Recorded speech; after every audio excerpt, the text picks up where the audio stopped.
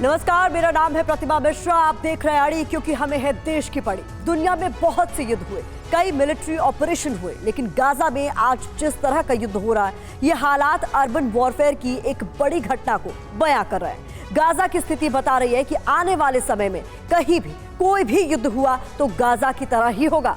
जमीन के नीचे दुश्मन छिपा हुआ है और जमीन के ऊपर इजराइल का प्रहरी तैनात है। ऑपरेशन जारी है क्योंकि इजराइल का लक्ष्य एक है और वो है हमास का नामो निशान मिटा देना। लेकिन शो में आगे बढ़े उससे पहले आपको मिलवाते हैं हमारे वॉर रिपोर्टर सुमित चौधरी से, जो कि 432 घंटे तक युद्ध क्षेत्र में रहे। तेल अवीव में हमास के रॉकेट का इन्होंने सामना किया, हमास के कत्लेआम को बेहद करीब से देखा। आईडीएफ की पहली यूनिट के साथ ग्राउंड ऑपरेशन में पहुंचे, साथ ही ग्राउंड ऑफेंसिव ऑपरेशन भी आपको दिखाया। A very warm welcome Sumit. और मैं आपसे बहुत डिटेल में समझने वाली हूं आगे कि आपने ग्राउंड जीरो पर क्या देखा, किस तरीके के हालात थे, क्योंकि ये कहा जा रहा है कि इस वॉर ने पैराडाइम शिफ्ट किया है, वो भी मेजर तरीके से। आप अग्री करेंगे? बिल्कुल, बहुत बहुत शुक्रिया पहले प्रतिमा आपका, क्योंकि लगातार हमारा चैनल ना सिर्फ इस वॉर जोन के अंदर बना हुआ था, बल्कि हमने दुनिया को तस्वीरें दिखाई जो तस्वीरें अब तक इस वॉर जोन में किसी ने नहीं देखी थी। हमने वो दिखाया जो आखिरकार जिसको लेकर दुनिया भर चर्चा कर रही थी, दुनिया में चर्चाएं थी कि आखिरकार ये वॉर कहां जा रही है। पल पल की जानकारी और पल पल की जानकारी के साथ साथ हर वो तस्वीर हमने दर्शकों तक पहुंचाई जो वॉर फ्रंट के इस पूरे सिनारियो को चेंज करती है। और आपने बिल्कुल ठीक कहा कि इसने रशिया और यूक्रेन के वॉर के बाद एक नए पर्सपेक्टिव को जन्म दिया, एक नई चीजों को जन्म दिया जो ये दिखाती थी, ये बता रही थी कि आखिरकार ये युद्ध दो देशों की बजाय दुनिया के अलग अलग हिस्सों तक पहुंच रहा है। ये युद्ध कैसे दुनिया में एक थर्ड वर्ल्ड वॉर की घंटी है, उसका सायरन बजा रहा है। और यही वजह है कि टीवी9 भारतवर्ष की टीम ने दुनिया तक ये तस्वीरें पहुंचाई और समझाने की कोशिश की कि आखिरकार इस वॉर का क्या सिनारियो है। बहुत बड़ी बात आपने कही सुमित, और इसी पर विस्तार से आगे अपने एक्सपर्ट से भी बात हम करेंगे। लेकिन गाजा युद्ध की सबसे बड़ी बमबारी इजरायली समय से कल शाम 5:30 बजे शुरू होती है। हमास को खत्म करने के लिए इजरायली टैंक उत्तरी गाजा के अलग अलग इलाकों में हमास के ठिकानों की घेराबंदी करते हैं और उसके बाद उन ठिकानों पर बनी 100 इमारतों और इंफ्रास्ट्रक्चर पर टैंक से ताबड़तोड़ गोलाबारी शुरू कर देते हैं। ये गोलाबारी 30 मिनट तक चलती है, बता दें, जिसके बाद वो इलाका पूरी तरह से मलबे में तब्दील हो जाता है। मलबा इतना कि वहां बनी सुरंगों के रास्ते पूरी तरह से ब्लॉक हो जाते हैं और ऐसी स्थिति में हमास लड़ाके उसमें फंस जाते हैं। ये तो गाजा में ग्राउंड ऑपरेशन का पहला चरण है, लेकिन ये भी बता दें कि इजरायली ऑपरेशन का अगला चरण इसके बाद शुरू होता है। आसमान से इजरायल एयरफोर्स के 100 फाइटर जेट्स गाजा के आसमान में उड़ान भरते हैं और चिन्हित टारगेट पर अटैक के लिए तैयार होते हैं। निशाने पर 100 से ज्यादा हमास के टारगेट होते हैं और फिर शुरू होती है आसमान से बमबारी। इजरायली फाइटर जेट इन 100 से ज्यादा ठिकानों पर पिन पॉइंटेड अटैक करते हैं और सुरंग तबाह करने के लिए गिराया जाता है bunker buster bomb. Bunker buster bomb सुरंग में जाकर ब्लास्ट करता है और वहां मौजूद हमास लड़ाकों को ठिकाने लगा देता है। बात करें अगले चरण की, तो इजराइल का ये हवाई ऑपरेशन हमास के लिए कितना घातक साबित होता है, इसके लिए आपको बता देते हैं कि अगर बंकर बस्टर बम से अंडरग्राउंड बंकर उड़ाया जाए तो क्या संभव है कि सभी बंकर खत्म हो जाए। आइए आपको बता देते हैं कैसे काम करता है ये बम। देखिए, जब बंकर बम पिन पॉइंटेड अटैक करता है तो जमीन को पार करके कंक्रीट की मोटी परत भेदता है और फिर सुरंग के अंदर जाकर ब्लास्ट होता है और सुरंग पूरी तरह से तबाह हो जाती है। लेकिन सवाल यह है कि कितनी सुरंगें उड़ाएंगे गाजा में, तो सुरंगों का जाल बिछा हुआ है। ऐसे में बहुत महत्वपूर्ण सवाल हमारे सामने हैं जिनका जवाब जानने की कोशिश करेंगे और इसके लिए हमारे साथ बेहद खास मेहमान जुड़ चुके हैं। Major general retired Bishambar Dayal sir as defence expert हमें ज्वाइन कर रहे हैं। Doctor PK Ghosh as defence expert हमें ज्वाइन करेंगे और वो हमारे साथ जुड़ चुके हैं। सर बहुत बहुत स्वागत है, मैं चाहूँगी आप मुझे यहाँ ज्वाइन कर लें। और इसके अलावा air commodore retired SP Singh sir को आप देख सकते हैं एज डिफेंस एक्सपर्ट, वो भी हमें ज्वाइन कर रहे हैं। बहुत महत्वपूर्ण हो जाते हैं ये जो अलग अलग चरण है जिसके जरिए पूरे हमले को अंजाम दिया गया। लेकिन एसपी सिंह सर, क्योंकि कल बड़े स्तर पर एयर स्ट्राइक हुई है, 100 से ज्यादा ठिकाने और 100 से ज्यादा ये माना जा रहा है कि फाइटर जेट्स जिसकी मदद से इतनी बड़े स्तर पर हमला किया गया कि गाजा दहल उठा, उस पर सबसे पहले आपका रिएक्शन। देखिए, ये ज़रूरी है जब अब ग्राउंड ऑफेंसिव इतना डिले करने के बाद ग्राउंड ऑफेंसिव लॉन्च करने के लिए फोर्सेस तैयार हैं और गो हेड मिला है, तो इसके लिए सबसे ज़्यादा ज़रूरी है कि एयर अटैक इतना ज़्यादा किया जाए ताकि दुश्मन को संभलने का समय ना मिले। ये आप देखिए, I take you back to 7 October. अब 7 अक्टूबर जो हमास ने किया था उसकी एक हायर डिग्री आप सोच लीजिए अटैक की, वही है इजराइल करने वाला है कि मैक्सिमम अटैक्स एयर से करके एनिमी को अनसेटल करके उसके बाद ग्राउंड ऑफेंसिव। नहीं तो क्या होगा, ग्राउंड ऑफेंसिव शुरू होने से पहले ही स्टेम हो जाएगा, मतलब उसको सामना करने पड़ेगा बहुत ज़्यादा अपोजिशन का। ये मान के चलिए कि हमास पहले से ही तैयार है। जब 7 अक्टूबर को उन्होंने अटैक किया था तो जो देश उनके इस अटैक के पीछे उनको सपोर्ट कर रहा है उसने पूरी तैयारी के साथ अगले आने वाले 15 दिन 1 महीने सारी स्ट्रेटजी सोच के हमास से अटैक कराने के बाद उसकी पॉलिसी प्लानिंग की हुई है। तो उनको मालूम है कि इजराइल ये कदम उठाएगा और उस कदम की तैयारी के लिए तो ये ना हो कि इजराइल के जब फोर्सेज वहां पर जाएं तो उनके ट्रैप में फंस जाए, इसलिए उनको काउंटर करने के लिए बड़ा जरूरी है कि बहुत ज्यादा मैसिव एयर अटैक किया जाए। देखिए जिससे उनके कमर आपने जो बात कही है ग्राउंड जीरो पर वो रियलिटी देखकर हमारे पास इस वक्त पहुंच चुके हैं सुमित चौधरी, हमारे डिफेंस एडिटर हैं। और सुमित, आपसे समझना बहुत जरूरी है कि आपने ग्राउंड पर किस तरीके के हालात देखे, किस तरीके से पूरे ऑपरेशन को अब अंजाम दिया जा रहा है और उससे पहले किस तरीके की स्थिति? देखिए बिल्कुल जिस तरह से सिंह साहब बता रहे थे बिल्कुल सही। दरअसल इतनी ज्यादा करीबन 7 अक्टूबर से लेकर अब तक 5000 से ज्यादा बिल्डिंग्स को, इलाकों को टारगेट किया गया, न्यूट्रलाइज किया गया, बर्बाद कर दिया गया। एयर स्ट्राइक्स इतनी ज्यादा की गई जिसको सपोर्ट करने के लिए आर्टी फायर भी किया गया। और ये दरअसल कोशिश थी कि सबसे पहले उनके command centre, control and command centre, उनके एमिनेशन डिपो, वो लगातार जहां से ऑपरेट करते हैं उनके हेडक्वार्टर्स, उनको टारगेट किया जाए ताकि जो कैडर है या फिर जो उनके कमांडर्स हैं, लोकल कमांडर्स, वो या तो मारे जाएं या फिर उन इलाकों से बाहर आ जाएं, शेल्टर्स ले ले। और उसके बाद जब ये सारी चीजें क्लीन हो जाए तब ग्राउंड फोर्सेज अंदर घुसे। अभी तक ग्राउंड फोर्सेज जो अंदर नहीं घुस रही हैं या फिर टेक्टिकल ऑपरेशंस कर रही हैं, यानी एक जगह ऑपरेशन किया उसके बाद वापस आ गई, उसके पीछे बहुत बड़ी स्ट्रैटेजिक इनकी प्लानिंग है। ये चाहते हैं कि देखिए जब ग्राउंड फोर्सेज अंदर घुसे तो उनको कैजुअलिटीज कम से कम हो, इलाकों को कॉर्डन कर दिया जाए या सिक्योर कर दिया जाए ताकि ग्राउंड फोर्सेज इजीली अपने मोर्चाबंदी आगे के इलाकों में कर दें। यही वजह है कि जो आर्टी फायर है या फिर जो लगातार आर्मर्ड के जो लोकेशंस है उनको एक्सटेंड कर दिया गया, उनको आगे ले जाया गया है।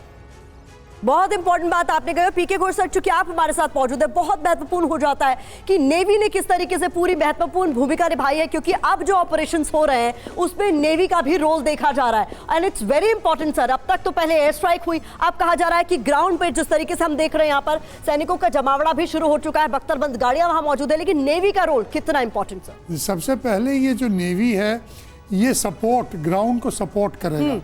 ये अब वैसे तो ग्राउंड फायर सपोर्ट भी कर सकते हैं, जहाँ यहाँ से फायर करेंगे यहाँ पर, लेकिन उन्होंने वो पहले ही एयरफोर्स को यूज करके उसको पहले ही न्यूट्रलाइज कर दिया। आपको एक चीज याद रखना है कि ये जो ये सी के माध्यम से ये कई पहले तो स्मगलर्स जाते थे, आजकल ये कहीं भी ये भाग सकते हैं या रीइंफोर्समेंट्स हमास ला सकता है। इसको रोकने के लिए तो एक ये है। दूसरा, आपको याद है कि यहाँ पर जो अमेरिका के दो जो एयरक्राफ्ट कैरियर्स हैं उसके अंदर 60 और 70 तक एयरक्राफ्ट्स हैं, तो उनको अगर ऐसा होता है कि अमेरिका इसमें आ जाता है यूज कर सकते हैं। वैसे इजराइल के एयरक्राफ्ट यहाँ पर जा रहे हैं, पूरा ये एरिया सील कर दिया है ताकि अभी सोचिए बचकर निकलने का कोई रास्ता नहीं देना चाहते हैं। कोई निकलने का रास्ता क्या होता है कि छोटे छोटे बोट्स ये मिस्र से अंदर जाने की कोशिश करते हैं, उनको भी रोकने का ये तो ये जो तैनाती है वो बड़े स्तर पर हमास की किसी भी एग्जिट प्लान को रोकने के लिए बहुत कारगर मानी जाएगी सर। बहुत इंपॉर्टेंट बात आपने कही है सर। मुझे वापस यहाँ ज्वाइन कीजिएगा बिशंबर दयाल सर, आपका भी मैं रुख करना चाहूंगी और ये जानना चाहूंगी जिस तरीके से ग्राउंड ऑपरेशन की शुरुआत अब हो चुकी है, आगे आप क्या होता हुआ देख रहे हैं? जो ऑपरेशन अभी हुआ है उससे भी बड़ा कुछ देखने को मिलेगा क्या?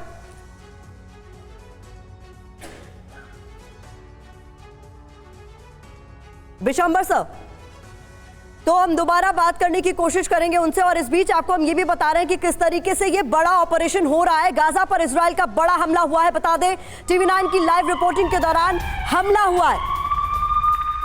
हमले के बाद धुएं का गुबार उड़ता हुआ साफ तौर पर देखा गया। बॉर्डर पर लगातार बमबारी हो रही है। हमले में गाजा में भारी नुकसान भी हुआ है। तो ये इस वक्त की बड़ी खबर है। आपको बता रहे हैं हम किस तरीके से बड़े स्तर पर हमलों का दौर जारी है और ये तस्वीरें इसकी बानगी।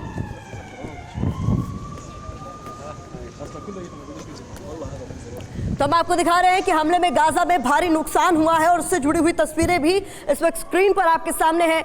बॉर्डर पर लगातार बमबारी हो रही है।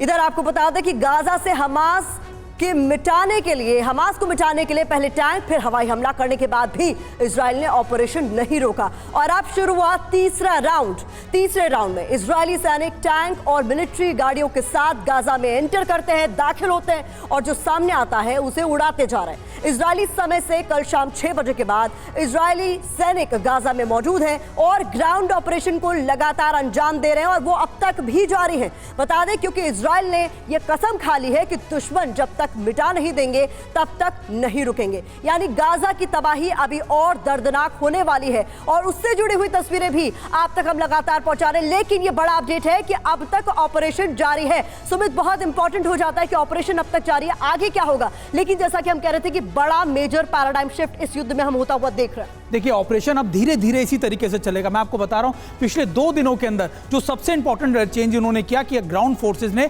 अब एटलीस्ट गाजा के अंदर जाना शुरू किया। 2 बार ऐसे ऑपरेशन चलाए गए डे एंड नाइट में, जहां पर टेक्निकल यूनिट्स ने, स्पेशल यूनिट्स ने मूवमेंट की, ऑपरेशन किए and they came fall back, यानी वो ऑपरेशन करके अपने कमांड सेंटर में वापस लौटा है। दरअसल ये इसलिए किया जाता है क्योंकि आप रेड का नाम दे रहे थे। जी बिल्कुल, उसको आप रेड कह सकते हैं, आप उसको कहते हैं they are testing their waters, at least they are testing their water, कि उनको पता हो कि अब ये 2 सिक्योर एरियाज उनके पास हैं, लाइन यहाँ है, यहां से इनकी मूवमेंट की जा सकती है, माइंस का कोई इशू नहीं है, आईडीज का कोई इशू नहीं है और टीम्स फैमिलियर हो गई हैं उन इलाकों के अंदर जाने के लिए। अब देखिए अब क्या होगा कि अब ऐसे कई पैरेलल इलाकों को खोला जाएगा और वहीं से मूवमेंट की जाएगी, क्योंकि लगातार अब इन इलाकों के बारे में सारी जानकारी आईडीएफ को या फिर स्पेशल यूनिट्स को मिल गई होगी और अब कोशिश ये की जाएगी कि धीरे धीरे अपने मोर्चों को आगे बढ़ाया जाए। यानी अब गाजा पट्टी के अंदर के इलाकों में, चाहे वो गाजा सिटी के पास हो या दूसरे इलाकों हो, वहां पर होल्ड अप कर लिए जाए अपने इलाके, ताकि फिर डोर टू डोर जो सर्च ऑपरेशन चलाना है, जो सबसे टास्क काम है। और इसीलिए सुमित, हमने ये भी देखा था कि बड़े स्तर पर वार्निंग्स दी जा रही थी, कहा जा रहा था कि इन इलाकों से आप हट जाइए, क्योंकि इस बात की तैयारी इजराइल की तरफ से कर ली गई थी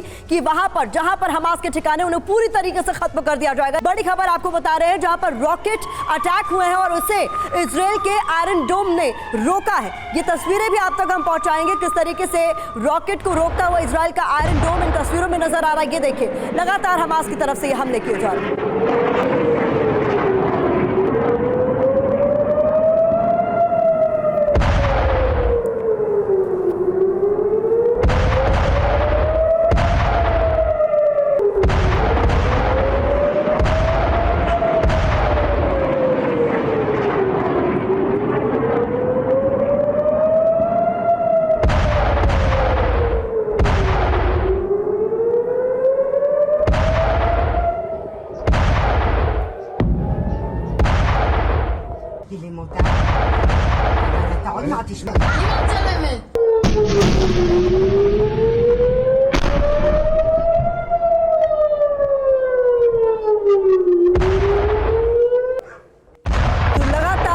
सायरन की गूंज के बीच ये रॉकेट हमले हो रहे हैं। अगली बड़ी खबर और तस्वीर आपके सामने, जहां इजराइल पर हमास के रॉकेट किस तरीके से गिरे, इन तस्वीरों में आप देख सकते हैं। तो हमास लगातार रॉकेट्स का इस्तेमाल कर इजराइल के अलग अलग इलाकों को टारगेट कर रहा है। कई सारे हमलों को तो आयरन डोम ने नाकाम कर दिया, लेकिन इन तस्वीरों में आपको दिख रहा है हमास के रॉकेट किस तरीके से इजराइल पर जा गिरे।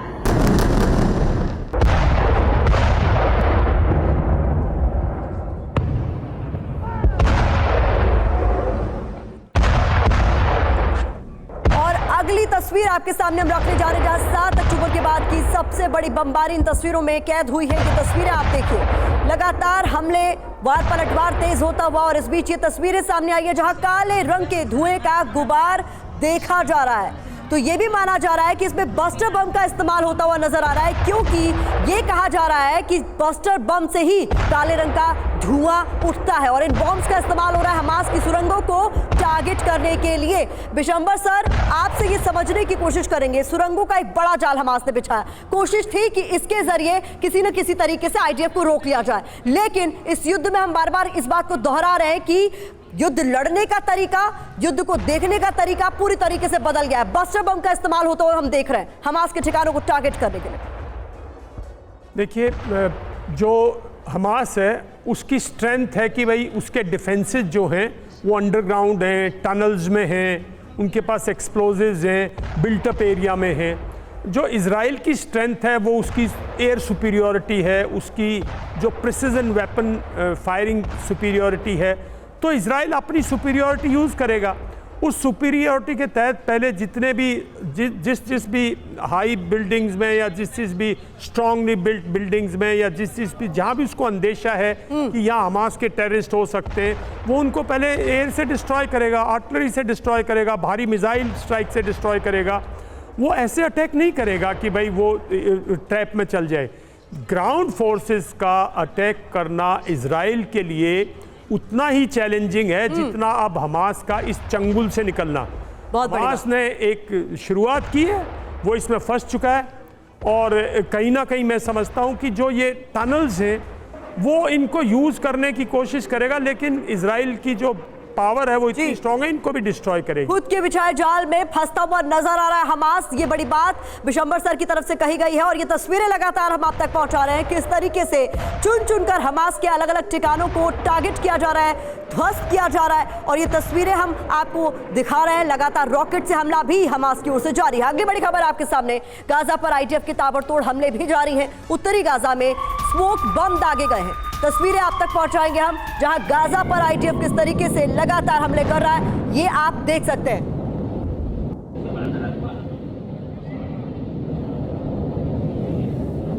तो सुमित, चूंकि आप खुद वॉर जोन में रहे हैं, वहां से आप भी अभी लौटे हैं, ये बताइए इस तरीके के हालात जब होते हैं तो ग्राउंड जीरो पर स्थिति कैसी होती है? लोग किस तरीके से रिएक्ट करते हैं कि उनके आसपास कब क्या हो जाए पता ही नहीं चले? देखिए, ये तो बिल्कुल पैनिक वाली सिचुएशन होती है, किसी को नहीं पता होता। इनफैक्ट जो वहाँ पे जो ग्राउंड फोर्सेज हैं उनको भी ये पता नहीं होता कि पिन पॉइंटेड लोकेशंस पे कहाँ पर अटैक किए जाने हैं। तभी आप देखिए कि ज़्यादातर ऐसी टाइम में बंकर्स का या फिर ऐसे घरों का इस्तेमाल किया जाता है जहाँ पर ऐसे बंकर्स या फिर हाइडआउट्स हों, और ये दोनों तरफ की स्थिति होती है। ऐसा नहीं है कि ये सिर्फ अटैक गाजा पट्टी पर हो रहे हैं, लगातार हमास की तरफ से भी ऐसे अटैक इजराइल के सदर्न पार्ट पर किए जा रहे हैं, यहाँ तक कि तेल अवीव की तरफ भी ऐसे अटैक्स किए जा रहे हैं। तो निश्चित तौर पर दोनों तरफ पैनिक की सिचुएशन है, लेकिन हाँ, इजराइल के पास एयर डिफेंस कैपेबिलिटीज हैं, उसके पास ऐसे रॉकेट्स को रोकने की कैपेबिलिटीज है, उसके बाद ज़्यादातर एयर सुपीरियरिटी के तौर पर अगर आप कहें, चाहे वो F-16 हो, F-35 हो, ऐसे बेहतरीन एयरक्राफ्ट्स हैं जिनसे वो लगातार इन इलाकों में सर्विलेंस के साथ साथ एयर स्ट्राइक्स को अंजाम दे सकता है। तो ये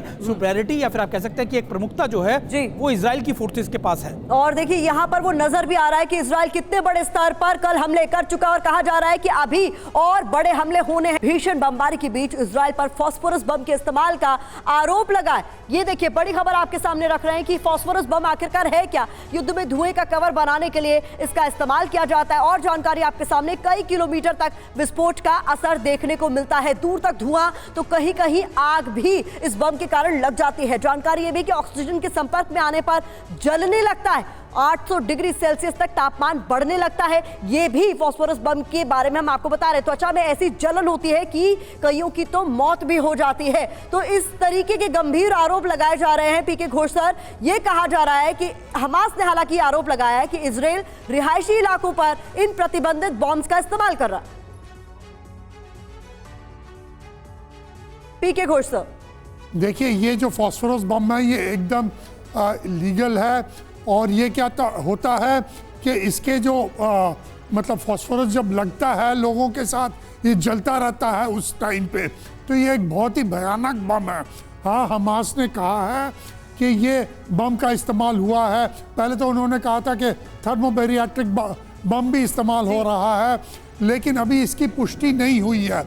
अगर इसे इस्तेमाल किया है तो मेरे ख्याल में ये सही नहीं है, और स्पेशली जहाँ पर ये मतलब लोकल पॉपुलेशन है, वो नॉर्दर्न में, उसमें तो कहा है कि आप लोग सब साउथ में चले जाएं, लेकिन आपको शायद पता हो कि साउथ से कई लोग, क्योंकि वहाँ पर कोई रहने की जगह नहीं है, फिर वापस आ रहे हैं नॉर्थ में।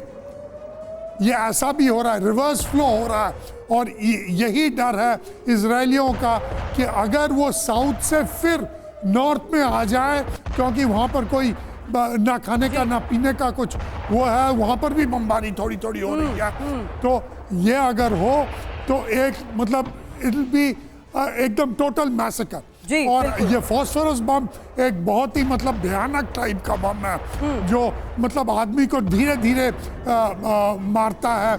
ये अगर लग गया तो जलेगा, और इसका मतलब ये बहुत ही भयानक बम है। बिल्कुल सर, देखिए विशंबर सर, ये भी कहा जा रहा है कि युद्ध को देखने का, लड़ने का तरीका बदल चुका है, बहुत बड़े लेवल पर पैराडाइम शिफ्ट हुआ है और जिस तरीके से एक दूसरे पर वार पलटवार किए जा रहे हैं, तस्वीरें जारी की जा रही है कि ऐसे प्रतिबंधित बॉम्ब्स का इस्तेमाल किया जा रहा है, ये क्या आपको लगता है प्रोपेगेंडा वॉरफेयर की भी शुरुआत हो चुकी है?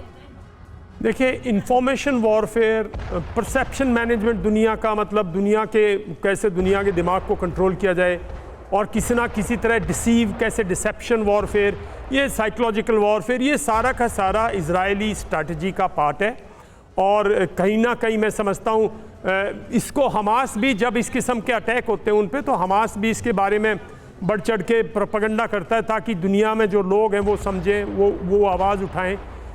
फॉस्फोरस यूज़ करना, थर्मोबारिक यूज़ करना, खासकर उन एरियाज़ में जिनमें पॉपुलेशन है, जिनमें बच्चे हैं, अस्पताल है, मैं समझता हूँ ये ठीक नहीं है। ये बिल्कुल कोई शोभा नहीं देता है कि इतनी पावरफुल आर्म फोर्सेस को, जो वहाँ सुपर पावर हैं और जिसके पास प्लेथोरा ऑफ वेपन्स हैं, उनके पास और बहुत हथियार हैं इस्तेमाल करने के लिए। जी, आगे एसपी सिंह सर आपसे ये भी जानने की लड़ाई का देखिए, लड़ाई आज के दिन ग्राउंड पे तो है ही है, लेकिन परसेप्शन मैनेजमेंट और इंफॉर्मेशन वॉरफेयर, एक लड़ाई कुल मिलाकर सर ग्राउंड पर हो रही है, तो दूसरी सोशल मीडिया पर, क्योंकि लगातार ऐसी तस्वीरें जारी कर एक दूसरे पर आरोप प्रत्यारोप लगाए जा रहे हैं प्रतिबंधित ऐसी चीजों के इस्तेमाल का, जिस तरीके से फास्फोरस बम के इस्तेमाल का आरोप हमास ने लगा दिया। उसी तरीके से एक बड़ी खबर आपको बता रहे हैं, जहां बड़े ऑपरेशन का टारगेट क्या है ये समझना आपके लिए जरूरी है, तो हम आपको बताते हैं, क्योंकि आईडीएफ ने हमास को पूरी तरह मिटाने की कसम ले ली है। आईडीएफ के एयर ऑपरेशन ग्रुप के हेड लेफ्टिनेंट कर्नल गिलाड कैनन ने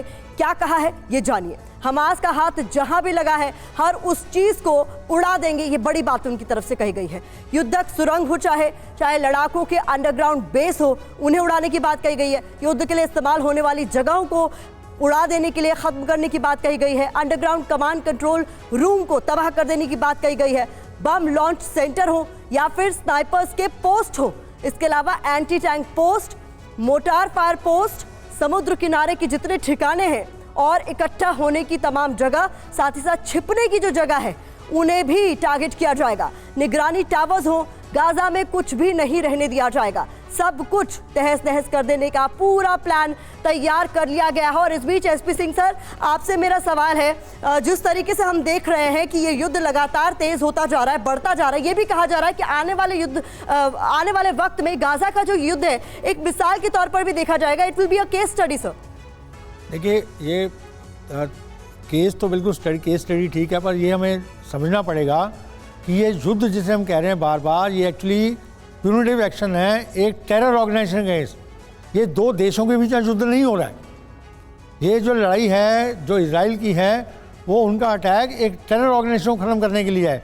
और इसको हम रशिया यूक्रेन की तरह वॉर ना समझे, दो स्टेट के बीच में वॉर है। तो इसमें एक टेरर ऑर्गेनाइजेशन को ख़त्म करने के लिए उस हमास के साथ और जो बाकी टेरर ऑर्गेनाइजेशन है वो भी आके खड़े हैं, हूती भी उसके साथ खड़ा है और वहाँ से भी बॉम्बिंग हो रही है। तो इजराइल को तीन फ्रंट पर टेररिस्ट के साथ लड़ना पड़ रहा है। तो ये टेररिस्ट को उनके जड़ से मिटाने के लिए यह युद्ध लड़ रहा है। उसलिए यह केस स्टडी होगा कि टेरर सारे देश वर्ल्ड ओवर, अरब देश भी यही कहते हैं कि हाँ हम टेररिस्ट के खिलाफ हैं, लेकिन उसके बावजूद इन सारी कंट्रीज को, ईरान ऑर्गेनाइजेशन को, ईरान जैसे देश हथियार सप्लाई करते हैं। नहीं तो आप बताइए, इन लोगों के पास जितने हथियार, 5,000 रॉकेट, 10,000 रॉकेट, 15 कहाँ से आए? बिल्कुल, ये रॉकेट नहीं बनाते हैं। इनके पास ये प्लानिंग कहाँ से आई, स्ट्रेटेजी प्लानिंग इस तरह कहाँ से आई? ठीक है, तो ये जो है, ये युद्ध जो है, और इसको लेकर सर तमाम तरह के सवाल पूछे भी जा रहे हैं कि आखिरकार हमास के पास इतने रिसोर्सेज कहां से आए कि वो इतने बड़े स्तर पर इजराइल जैसे देश को टारगेट कर रहा है और अभी भी उसके हथियार खत्म नहीं हुए।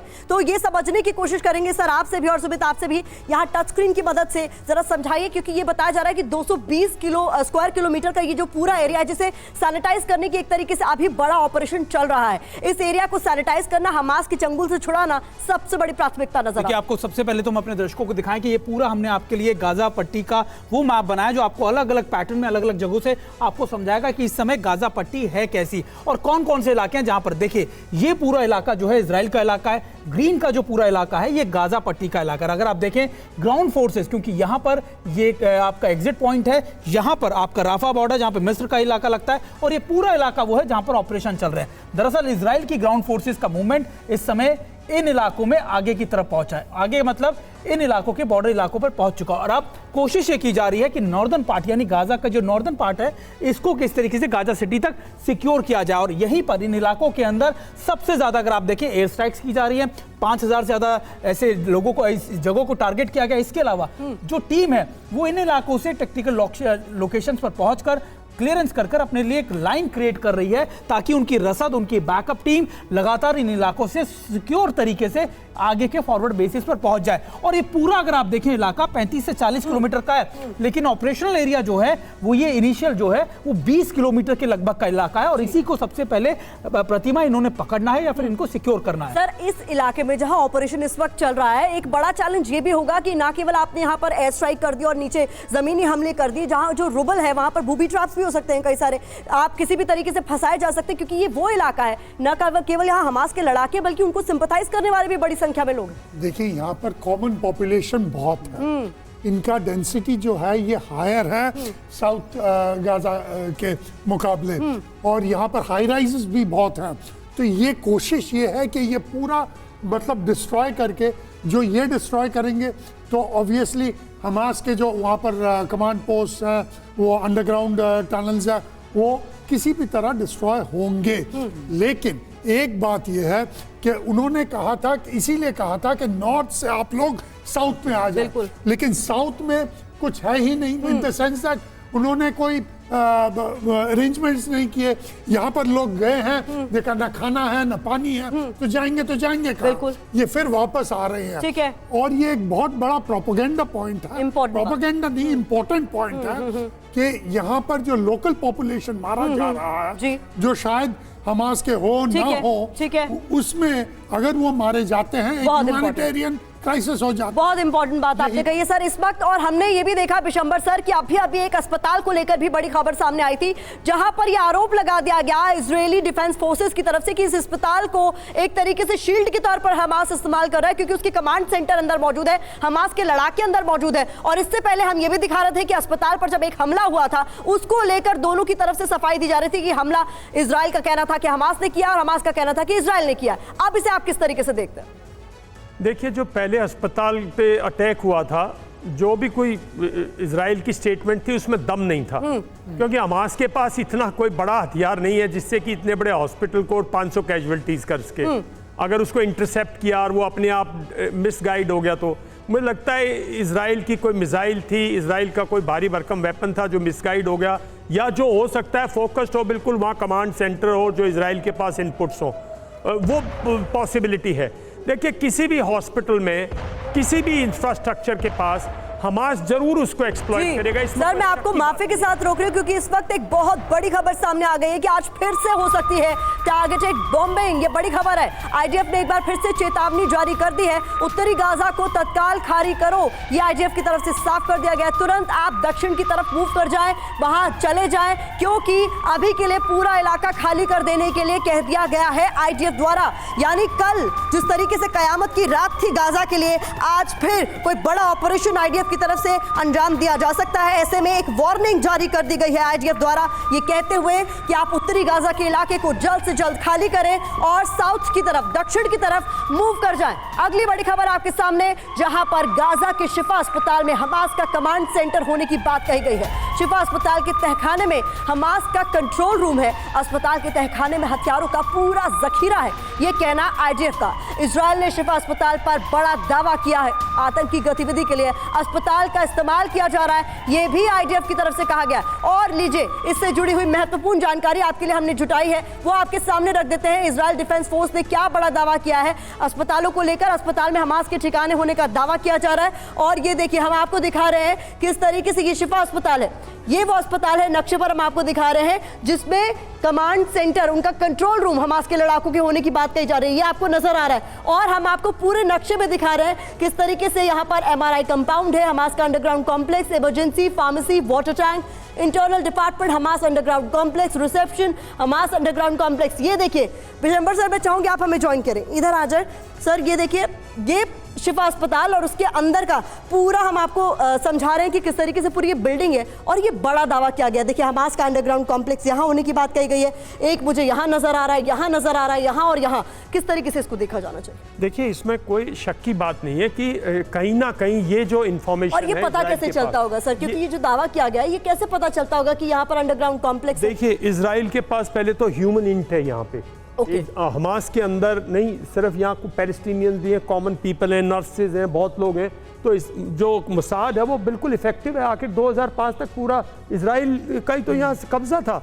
तो इनके लोग हैं यहाँ जहाँ से ये कंप्लीट इनपुट है। दूसरा उनके पास आज के दिन सैटेलाइट इमेजरीज हैं, फिर उनके लोकल रडार्स हैं, पेनिट्रेटिंग, लोकल पेनिट्रेटिंग रडार जो इसमें रिटायर करते हैं। तो और फिर उनकी जो एयर फोर्स है वो भी जब फ्लाई इन करती है। सर सबसे बड़ा चैलेंज तो इजराइल के लिए यही है ना, क्योंकि लगातार यही कहा जा रहा है कि ह्यूमन शील्ड के तौर पर इन इलाकों को इस्तेमाल किया जाता है और हमास जैसे अंडरग्राउंड कॉम्प्लेक्स जो हैं वो ऐसे हॉस्पिटल्स के नीचे हैं, खासतौर पर एम्यूनेशन डिपो। देखिए तो पूरा का पूरा अगर इतना बड़ा नेटवर्क है हमास का और पिछले 15 साल से टनल नेटवर्क है, तो ये हॉस्पिटल्स और जो बस स्टॉप्स, जो मतलब ऐसी कॉमन प्लेसेस हैं, उसके नीचे यूज किया होगा ना उसने। जो भारी जो बिल्डिंग्स है, जो हाई राइज देख रहे हो, तो वो सब यूज किया होगा, इसमें कोई शक की बात नहीं है। तो ये पूरा का पूरा कॉम्प्लेक्स मुझे लगता है ये कहीं ना कहीं हमास इसको as a human shield use कर रहा है। ये भी तो कहा जा रहा है ना कि ये है कि इस ह्यूमन शील्ड को क्या इजराइल लेटेंटली डिस्ट्रॉय कर सकता है सर, या इजराइल स्पेशलाइज्ड ऑप्शन यूज करे? जी बता देते हैं, इस बीच इजराइल की ओर से एक वीडियो जारी किया गया हॉस्पिटल का। ये बड़ी खबर आपके सामने, इजराइल ने हॉस्पिटल के नीचे हमास हेडक्वार्टर का एनिमेशन जारी किया है। ये बहुत बड़ी खबर है, इस अस्पताल को लेकर बड़े दावे किए जा रहे हैं। ये देखिए वो एनिमेटेड वर्जन जो आपके सामने हमने रखा है, ये खुद इजराइल की तरफ से जारी किया गया, जिसमें यह दावा किया गया है कि इसमें हमास के कंट्रोल रूम बने हुए हैं ठीक अस्पताल के बीचों बीच, अस्पताल के अंदर। सुमित, ये बहुत बड़े दावे किए जा रहे हैं और क्या ये कहीं ना कहीं माना जा रहा है कि इस अस्पताल पर आगे अगर हमला होता है तो इसके लिए पहले से ग्राउंड तैयार किया जा रहा है? आपको प्रतिमा बताऊं, क्योंकि जब वॉर स्टार्ट हुआ था 5 ऐसे हॉस्पिटल्स, 5 ऐसी लोकेशंस को स्पेसिफिक मेंशन करते हुए इजराइल ने कहा था कि इनको सबसे पहले खाली कर दो। और ऐसा नहीं है कि इजराइल ने, पेंटागन ने भी ये रिपोर्ट जारी की थी। पेंटागन पे जब ये सारा हॉस्पिटल पर हमला हुआ तब ये पेंटागन ने कहा कि ये सच में कमांड एंड कंट्रोल सेंटर थे, ये ऐसे एम्यूनेशन डिपो थे जहां से हमास के जो आतंकी है वो लगातार मूवमेंट करते थे, इनके शील्ड लेते थे और खासतौर पर अपने बैकअप्स को तैयार करते थे। तो ये निश्चित तौर पर दोनों की एक साझा इंट थी, जिसके बेसिस पर ही इजराइल ने ये काउंटर ऑपरेशन चलाए, खासतौर पर एयर स्ट्राइक्स की। लेकिन इंपॉर्टेंट ये है कि अब भी ऐसे कमांड एंड कंट्रोल सेंटर्स को हमास इस्तेमाल कर रहा है और ये ग्राफिकली ये समझाने की कोशिश की जा रही है इजराइल की तरफ से कि देखिए ये सेटअप कोई छोटा मोटा सेटअप नहीं है। हो सकता है कि यहाँ पर जो लड़ाके बताए जाते हैं, जो लगातार टेररिस्ट बताए जाते हैं हमास के, वो बड़ी संख्या में मौजूद हो और हो सकता है कि इन्हीं हॉस्पिटल्स के नीचे, इन्हीं लोकेशंस के नीचे हॉस्टेजेस को भी अलग अलग लोकेशंस पे रखा गया हो और यही वजह से लगातार इजराइल इन लोकेशंस के बारे में स्पेसिफिक जानकारियां दे रहा है। एसपी सिंह सर, इजराइल के टारगेट पर 32 मस्जिदें, 111 के करीब अस्पताल बताए जा रहे हैं जिन्हें टारगेट किया गया और अब एक और अस्पताल को लेकर ये बड़ा इंटेल खुद आईडीएफ ने ही जारी किया, ये कहते हुए कि इसमें हमास का कंट्रोल रूम है। कैसे देखा जाना चाहिए एसपी सिंह सर? देखिए, जो हमास एक टेरर ऑर्गेनाइजेशन है, उनकी सेफ्टी सबसे राइसी में है कि उनका हॉस्टल कितने हैं और सिविलियन, जो पैलेस्टीनियन सिविलियन हैं, उनके बीच में कितना मिक्स होके उन्हीं बिल्डिंगों में अपने सेंटर बनाते हैं कि जैसे ही वो किसी ओपन एरिया में बनाएंगे, इजराइल उसको इमीडिएटली डिस्ट्रॉय कर देगा एयर कैपेबिलिटी से। तो ये उनकी शील्ड है जिसको यूज़ कर रहे हैं। दूसरी बात मैं इंपॉर्टेंट बताना चाहता हूँ, आपने खुद ही बताया था यहाँ टनल्स का एक जाल बिछा हुआ है, तो ये सारी जगहें टनल से आपस में कनेक्टेड हैं। अगर यहाँ पर हमास का कंट्रोल नहीं है, हमास के वेपन नहीं है, हमास का कुछ कंट्रोल सेंटर नहीं है, तो इनको टनल से क्यों कनेक्ट किया गया है? आप ये देखिए, हमास जो सुमित ने भी दिखाया था पहले हमें कुछ दिन पहले जब वहाँ पर थे, कि टनल जो है लोगों के घरों में निकल रही हैं। तो लोगों के घरों में टनल जाने का मतलब क्या है? ये टनल जो है सारी एक तरह से जाल ऐसा है कि हमास के टनल फ्रीली कहीं भी जा सकते हैं, वेपन को शिफ्ट कर सकते हैं, अपने जो हॉस्टेज हैं उनको शिफ्ट कर सकते हैं। और इसीलिए इजराइल बार बार चेतावनी दे रहा है कि वहां से ताकि ये लोग निकलें। एक मेज की तरह ये पूरा जो सुरंगों का नेटवर्क है वहां बिछाया हुआ है, पूरी भूल भुलैया है, और लेकिन लोगों को इसको लेकर जानकारी है। ये बड़ी बात आप कह रहे हैं एसपी सिंह सर। इस बीच बड़ी खबर आपको बता दें और कुछ तस्वीरें आपके सामने रख रहे हैं जहां गाजा में इजराइल के पैदल सिपाही नजर आ रहे हैं। ये तस्वीरें आपके सामने हम रख रहे हैं जहां पर आपको नजर आएगा ये पैदल सिपाहियों का जमावड़ा, ये इजरायली सैनिक बताए जा रहे हैं जो गाजा में इस वक्त नजर आ रहे हैं।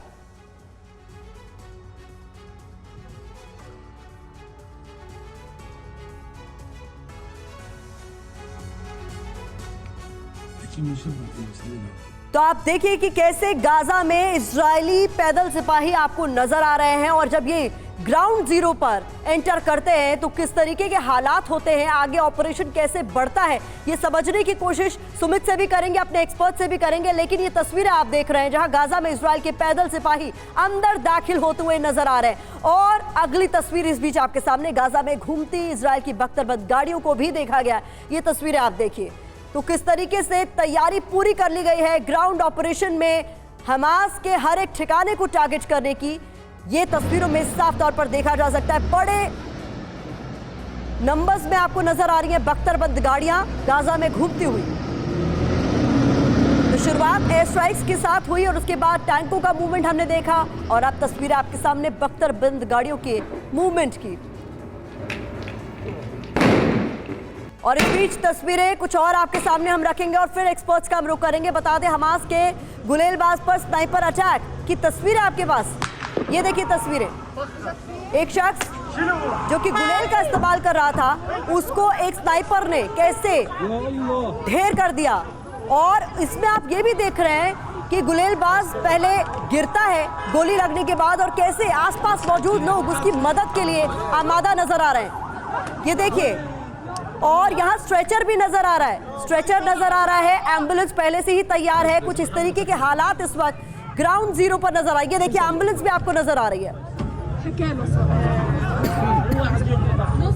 यानी गुलेलबाज एक ट्रक के ऊपर खड़े होकर गुलेल का इस्तेमाल कर रहा था, उसे एक स्नाइपर ने टारगेट किया तो तुरंत उसकी मदद के लिए यहाँ लोग मौजूद थे, एक स्ट्रेचर मौजूद था, और एम्बुलेंस भी कुछ ही सेकंड्स में पहुंच गई। सबसे बड़ा सवाल यहाँ पर यही उठ खड़ा होता है कि सर बिशंबर सर, ये संयोग है या कोई बड़ा प्रयोग? देखिए, मेरा मानना है कि बहुत ही डिफ़िकल्ट है, मतलब हम लोगों को इतनी दूर से इस पे कमेंट करना, लेकिन कहीं ना कहीं ये मैं कह रहा हूँ आपको, ये पूरा का पूरा जो जाल बिछा रखा है इन्होंने इस किस्म की, जो ये संयोग नहीं हो सकता। ये मेरे ख्याल में well planned, well thought out, और उसके बाद ही इस किस्म की मतलब कार्रवाई करते हैं। ऐसा नहीं है कि भाई कोई भी चीज़ इस लड़ाई में अनप्लान नहीं है। एक कंट्री, एक समुदाय जो दुनिया की सारी नेशनल पावर्स में इन्वॉल्व है, इजराइल का अगर देखो तो वो अमेरिका पे असर डालता है, हर कंट्री में उसका से है, वो जब भी कोई कार्रवाई करता है तो बहुत सोच समझ के करता है। और हमास जो है, देखिए हमास क्या था, इन्हीं का बनाया हुआ है। मेरा मानना तो ये है, पहले पूरी की पूरी पैलेस्टीनियन जो एफर्ट था उसको डिवाइड कर दो, पहले गाजा में और वेस्ट बैंक में डिवाइड कर दिया, अब गाजा में जो हमास है उसका खात्मा कर दो। ये सिंपल सी स्ट्रैटेजी है जिसमें बाकी सब ये सब चीज़ें मेरे ख्याल में ज़्यादा परसेप्शन मैनेजमेंट के लिए हैं, और ताकि लोग भड़के ना लोग। इस बीच मैं चाहूंगी कि उन तस्वीरों को दोबारा स्क्रीन पर लेकर आए जहां पर इजरायली पैदल सैनिक हमें जाते हुए नजर आ रहे थे, गाजा में दाखिल होते हुए। वो तस्वीरें बहुत महत्वपूर्ण है, और यहाँ पर सैनिकों की जो बॉडी लैंग्वेज है वो क्या कहती है उसे भी समझने की कोशिश करेंगे। लेकिन ये देखिए किस तरीके से पैदल सैनिकों का, सिपाहियों का मूवमेंट हो रहा है। गाजा में दाखिल होते इजरायली सैनिकों को इन तस्वीरों में देखा जा सकता है, और ये समझना होगा जी है ऐसे सैनिक चलते हैं जैसे ये चल रहे, ये बिल्टअप एरिया के अंदर ऐसे नहीं जाते, पिक्चरों में भी नहीं चलते ऐसे। तो ये कहीं ना कोई किसी का इंफॉर्मेशन वॉरफेयर का वीडियो है। मैं I didn't want to interrupt you that time, sorry, पर ऐसे जो है लड़ाई में सैनिक ऐसे नहीं चलता। इजराइल तो ऐसे बिल्कुल ऐसे चल रहा हो जैसे मतलब कि पार्किंग में जा रहा हो। ये कहीं से भी ऐसे नहीं लग रहा कि आप ऐसे एरिया में जा रहे हो जहाँ दुश्मन है, जहाँ बिल्टअप एरिया है, जहाँ कोई आप पे हैंड ग्रेनेड फेंक सकता है, जहाँ कोई आप पे फायर कर सकता है। ये सब इंफॉर्मेशन वॉरफेयर का ऐसे मतलब तस्वीरें हैं। इन तस्वीरों को हमें केयरफुली समझना पड़ेगा। लेकिन बिशंबर ठीक सर है। बिल्कुल क्या मैं सॉरी टू इंटरप्ट यू, लेकिन बिल्कुल आपने बिल्कुल ठीक कहा, हो सकता है स्ट्रैटेजीज का पार्ट हो इंफॉर्मेशन वॉर का, लेकिन सबसे बड़ी चुनौती तो इस समय door to door search operation चलाना ही है इजराइल के लिए। उसका सर्च ऑपरेशन की एक टैक्टिक्स होती है, उसका एक मेथोडोलॉजी है। आपके लिए मेरे पास दूसरा सवाल है, वो तस्वीरें दोबारा वापस लेकर आइए जहां गुलेल चलाता हुआ एक शख्स नजर आता है और कैसे फौरन उसकी मदद के लिए वहां लोग इकट्ठे हो जाते हैं और एकाएक एम्बुलेंस भी पहुंच जाती है। सुमित, ये कैसा, मुझे ये तस्वीरें समझ नहीं आई। वॉरफेयर है, ये भी इंफॉर्मेशन वॉरफेयर है हमारी मानना है। जी सुमित, देखिए बिल्कुल, देखिए हो सकता है क्योंकि देखिए इन्फॉर्मेशन वॉरफेयर हो, लेकिन ये दिखाने की भी कोशिश कर रहे हैं क्योंकि देखिए मोसाद भी, क्योंकि हम जिस तरीके से बात कर रहे थे, मोसाद ने भी अपने इंटेलिजेंस को बहुत पुख्ता किया है, खासतौर पे जिस तरीके से उन पर सवाल खड़े किए 7 अक्टूबर के बाद, वो पूरी कोशिश कर रहे हैं कि ना सिर्फ अब हमास के जो मिलिट्री आप कह सकते हैं कि जो उनके ऑर्गेनाइजेशनल कमांडर्स हैं, बल्कि जो पॉलिटिकल कमांडर्स भी हैं, पॉलिटिकल विंग्स भी हैं, या फिर जो OGW जिनको हम कहते हैं ओवरग्राउंड वर्कर्स, उनको भी न्यूट्रलाइज करें। और ये इसलिए किया जा रहा है क्योंकि एक मैसेज दिया जाए, लार्जर मैसेज, कि देखिए तुम कहीं पर भी हो, कैसे भी हो, कहीं पर भी अगर इजराइल के खिलाफ आप कार्रवाई करोगे तो हम इस तरीके से तुम्हें अटैक करेंगे, चाहे वो स्नाइपर्स हो, चाहे वो इंटेलिजेंस की मदद से हो, चाहे वो ड्रोन्स की मदद से हो, चाहे वो आर्टी फायर हो, चाहे वो एयर स्ट्राइक्स हो, हर कैपेबिलिटीज का इस्तेमाल इस समय इजराइल करेगा, खासतौर पर इन इलाकों में टारगेट करने के लिए। बिशंबर सर, समझने की कोशिश चूंकि हम इन तस्वीरों को कर रहे हैं, तो इंपॉर्टेंट चीजें जो मैं देख पा रही हूँ स्क्रीन पर, इसे फुल स्क्रीन करें जरा एक बार, ताकि ये समझा सके इस वक्त हो क्या रहा है। और फिर बिशंबर सर आपसे भी जानने की कोशिश करूंगी। ये देखिए फुल स्क्रीन तस्वीरें, सामने एक शख्स आपको रस्सी में बांधकर गुलेल घुमाता हुआ नजर आ रहा है, उसके सामने टिन की एक शेड है ताकि उसे सामने से कोई प्रहार करे तो उसे चोट ना पहुंचे, लेकिन एकाएक उसे गोली लगती, गोली की आवाज साफ तौर पर सुनाई दे रही है और उसे लपक कर लोग नीचे ले आते हैं। नीचे पहले से स्ट्रेचर मौजूद है और तस्वीरों में आप देखते जाइए, कुछ ही सेकंड्स में आपको एम्बुलेंस भी नजर आएगी। सर, किस तरीके से कहा जाएगा इंफॉर्मेशन वॉर? ये कंप्लीट ऑर्केस्ट्रेटेड है, इतना नजदीक स्नाइपर नहीं है, इसको गोली लगी है, इसका मतलब इजरायली स्नाइपर कहीं नजदीक है, इतनी नजदीक इजरायली स्नाइपर नहीं है। देखिए लड़ाई का लड़ाई टैक्टिक्स का एक उसमें मेथड एंड मैडनेस है। इजराइल भी ऐसे नहीं घुस रहा है कि भाई हर जगह से घुस जाए, पहले आरटी का हैवी बम्बार्डमेंट होगा, फिर टैंक्स आएंगे, टैंक्स उसको कॉर्डन करेंगे, टैंक्स डिस्ट्रॉय करेंगे, टैंक्स लगातार फायर करेंगे, फिर थोड़ा सा गैप आएगा फायर में, फिर इन्फेंट्री क्लोज इन करेगी, और अभी इन्फेंट्री नहीं, अभी तो स्पेशलाइज्ड ट्रूप्स क्लोज इन करेंगे। स्नाइपर को अगर टारगेट करना हो तो फिर उसके बाकी के साथियों को भी स्नाइपर टारगेट कर सकता है। और ये देखिए इसके पता नहीं परली तरफ क्या बिल्डिंग है, और ऐसे स्नाइपर जो है उसको वो ज्यादा से ज्यादा 2 किलोमीटर रेंज दे दो, 1800 दे दो, ये वो इतनी नजदीक स्नाइपर भी नहीं आता इस तरह से। ठीक है, ये कहीं पूरा है कि भी देखो कैसे किल कर रहे हैं। तो यहाँ पर एम्बुलेंस की मौजूदगी, स्ट्रेचर की मौजूदगी आपको थोड़ा सा फिशी लग रहा है, ये आप ये कह रहे हैं? मैं तो वो आदमी जिस ढंग से खड़ा है वो फिशी है, ठीक है ना, वो मतलब किसी भी तरह से कोई वो दृश्य थोड़ी देख रहा है। और इजरायली फोर्सेस भी ऐसे अगर ओपन में कोई सिविलियन खड़ा है, आई डोंट थिंक वो उसको मार रहे हैं, ये एक सिंपथी गेन करने का तरीका है। ठीक है, हमें ऐसे दिख रहा है। अरब वर्ल्ड में पता हो सकता है कि हमास की तरफ से इंफॉर्मेशन वॉरफेयर खेला जा रहा हो। यही बात कहने की कोशिश सर कर भी रहे हैं। जी, इंपॉर्टेंट बात आपने कही सर। बड़ी खबर बता दें अपने दर्शकों को, जहां पर हमास का इजराइल पर पलटवार देखा गया है। दक्षिण इजराइल में रॉकेट दागे गए हैं, बेशर्बा में घर पर हमास का एक रॉकेट जा गिरा है, तस्वीरें आप देखिए। और एक और बड़ी खबर इस बीच सामने आ रही है, जंग के बीच इजराइल के रक्षा मंत्री गैलेंट का बड़ा बयान सामने आया। गाजा पर सेना का एक्शन जारी रहेगा, यानी इजराइल झुकने के मूड में अभी नजर नहीं आ रहा है। कुल मिलाकर अपनी मंशा साफ कर दी गई है, लोगों से भी अपील कर दी गई है, एक तरीके से चेतावनी बल्कि जारी की गई है, ये कहते हुए कि उत्तरी गाजा के पूरे इलाके को आप लोग साफ कर दें, अगर कोई भी सिविलियन वहां है तो वो दक्षिण की तरफ मूव कर जाए। तो अगले आदेश तक जारी रहेगा एक्शन, ये रक्षा मंत्री ने साफ कर दिया है। जंग का पहला चरण पार कर लिया है, ये गैलेंट का बयान। और अब आपको बताते हैं कि इजराइल की भयानक बमबारी में अब तक क्या क्या तबाह हो गया है। तो जानकारी आपके लिए ये कि आईडीएफ ने 30 मिनट की बमबारी में एक दिन में 150 अंडरग्राउंड ठिकाने उड़ाने का दावा किया है। साथ ही उत्तरी गाजा में हमास से जुड़ी इमारतें ध्वस्त कर दी गई हैं। इसके अलावा खान यूनिस में हमास की रॉकेट यूनिट और इसके कमांडर को ढेर कर दिया गया। हमास के ड्रोन ठिकाने और पैराग्लाइडर्स का अड्डा तबाह कर देने का दावा भी किया जा रहा है। इजराइल के हमलों में गाजा की 45% रिहायशी इमारतों को नुकसान पहुंचा है। साथ ही नए टारगेटेड अटैक में mobile phone tower, internet infrastructure सब कुछ तबाह हो गया है। बिजली पानी की सप्लाई लाइन भी ठप है। साथ ही कई इलाकों में टोटल ब्लैकआउट की स्थिति इस वक्त नजर आ रही है। ये भी बता दें आपको कि उत्तरी गाजा में इजरायली फोर्स ने भले ग्राउंड पर हमले शुरू कर दिए हैं और अंडरग्राउंड अड्डों को निशाना बना रही है, लेकिन गाजा पट्टी में ये ऑपरेशन करना बहुत चुनौतीपूर्ण हो सकता है, क्योंकि यहाँ रिहायशी इलाकों के नीचे बसती है हमास की टनल सिटी, जिसका जिक्र हमारे एक्सपर्ट्स भी लगातार कर रहे हैं। पूरी गाजा पट्टी करीब 41 किलोमीटर लंबी और तकरीबन 10 किलोमीटर चौड़ी है, यानी कि 365 स्क्वायर किलोमीटर का ये पूरा इलाका है। लेकिन इतने छोटे से क्षेत्र में ही 1300 से ज्यादा सुरंगें बनाई गई हैं, जो 500 किलोमीटर के दायरे में फैली हुई हैं। जमीन के नीचे इन सुरंगों की गहराई करीब 40 मीटर तक है। इनकी ऊंचाई की बात करें तो ये 1.7 मीटर है और चौड़ाई 1.8 मीटर। तो बहुत महत्वपूर्ण जानकारी आपके सामने हम रख रहे हैं। गाजा में हर दिन कई टन बारूद बरस रहा है, लेकिन इसके इन सुरंगों के दम पर ही हमास की ताकत पर बहुत ज़्यादा असर नहीं हुआ है, और ये इसलिए क्योंकि हमास की सुरंगों के अंदर हथियार तस्करी का रूट है। रॉकेट रखने के 1000 से ज़्यादा ठिकाने हैं। आईडीज और बम बनाने के अड्डे भी यहाँ मौजूद हैं। खाने पीने और ज़रूरी सामान का स्टोरेज भी है यहाँ जगह जगह। बेहद कम समय में छिपकर बमबारी से बचने के ठिकाने भी इनके पास मौजूद हैं। तो इसको किस तरीके से पीके घोष सर देखा जाना चाहिए। जो टनल है वही अब तक हमास की ताकत बने हुए हैं, लेकिन अब इनको पूरी तरीके से तबाह करने की प्लानिंग आईडीएफ की नजर आ रही है आपको,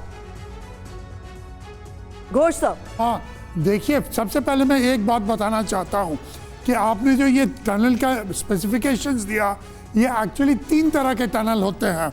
एक तो जहाँ पर कमांड पोस्ट है, दूसरा जहाँ पर ये और कोई आर्मरी के तरह है, साइड में आप क्लैंप्स देख सकते हैं जहाँ पर रॉकेट रखते हैं, और तीसरा है जो नॉर्मल मूवमेंट के लिए या कोई फैक्ट्री या कुछ।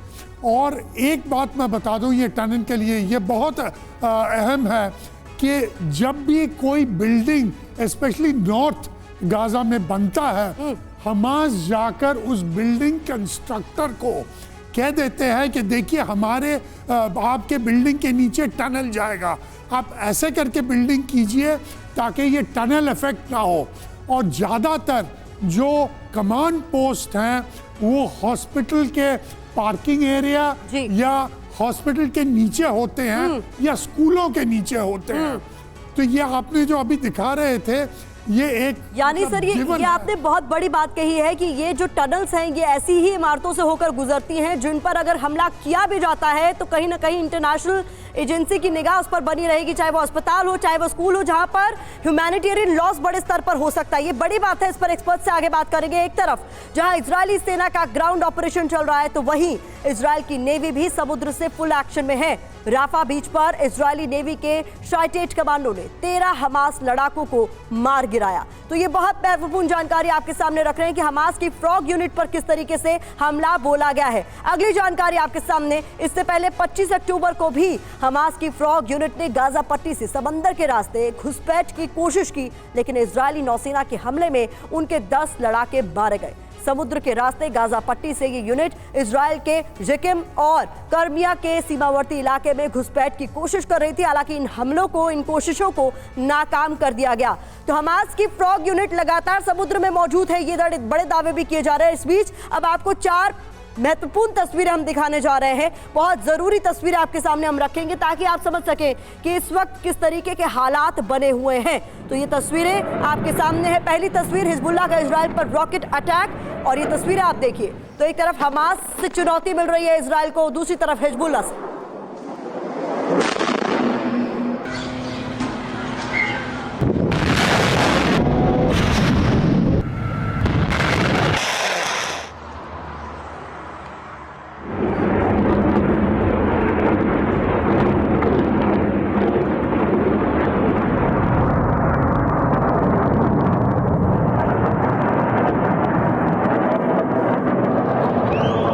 अगली तस्वीर आपके सामने, अगला वीडियो आपके सामने, जिसमें आप देख सकते हैं गाजा पर इजराइल नेवी का अटैक हुआ और उसके बाद रेस्क्यू की ये तस्वीरें सामने आई है। तो जल थल नभ तीनों तरफ से एक्शन इस वक्त जारी है, लेकिन ये बमबारी के बाद रेस्क्यू की तस्वीरें आपके सामने है। गाजा पट्टी का ये बड़ा इलाका जिस पर एयर स्ट्राइक हुई है, जमीनी हमले हुए हैं और उसके बाद ये पूरा इलाका खंडहर में तब्दील हो चुका है। यहाँ लोगों की चीख पुकार साफ तौर पर सुनी जा सकती है। अगली तस्वीर आपके सामने हम रखने जा रहे हैं। महत्वपूर्ण तस्वीर यह है गाजा पर इजराइल नेवी के अटैक से जुड़ी हुई। तो नेवी भी फुल एक्शन मोड में नजर आ रही है। जल थल नभ, जैसा कि हमने आपको बताया, तीनों ओर से प्रहार किया जा रहा है और हमास को संभलने का मौका नहीं देने की फिराक में इजराइल।